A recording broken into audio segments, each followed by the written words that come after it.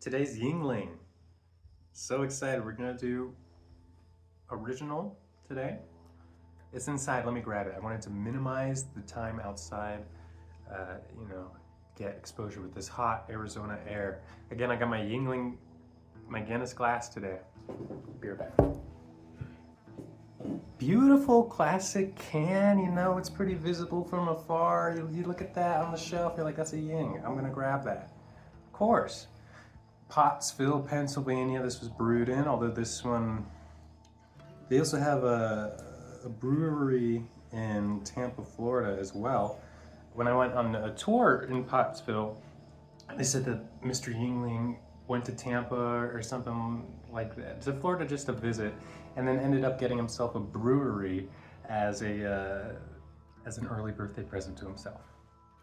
So yeah, I love Yuengling. It's again my favorite beer. We're gonna rate this today out of 5. Guinness glass, that's all I had. And I'm not sure glass etiquette too much. I like to have it a little wet. There we go, we'll just pour it on in there. Beautiful color too. Bada, boom. Look at that.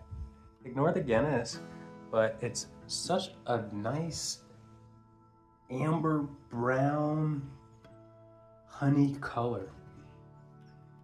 Closest thing out west that compares to this is Shiner Bock, which is pretty good too, but again, totally different. Anyway, it takes me right back to being in Pottsville at the factory. Ah, it smells so good.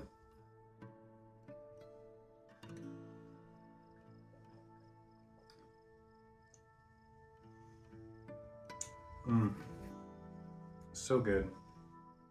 So good. Excuse me. Very light, refreshing, toasty, a little malty. Lighter on the toast and the malt, more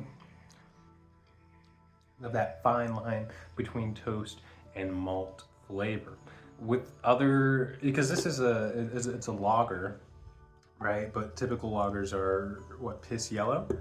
This one's a bit, I think in Germany they're called Dunkel lagers, which is I think just dark or toasted or something like that. Anyway, compared to one of those, this one's a lot more American lager like. With Dunkels, they're a bit,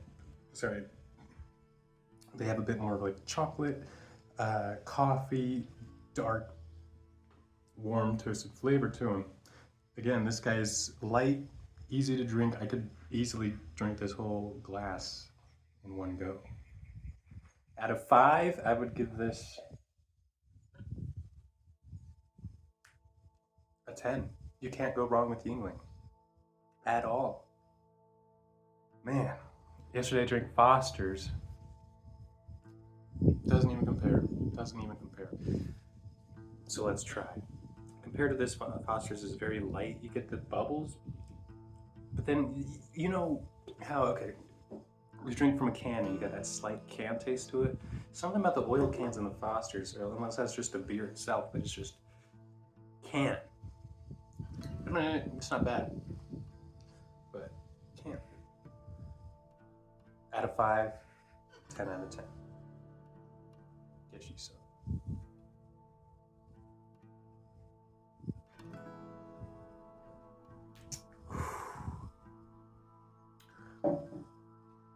And again, it's only 4.5 or maybe just 4%.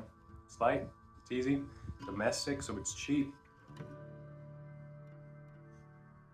They just have so much character to them, you know? Compared to, you look at Yuengling, or not Yuengling, Budweiser, Busch.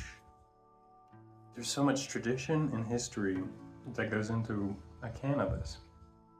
Again, I went to the brewery, had this whole museum of just memorabilia, and then interesting stories about how during the Prohibition, they, you know, alcohol wasn't allowed. But there was like some weird legal thing where if you were a pregnant lady, then due to the high iron content that's in porter, you could drink porter.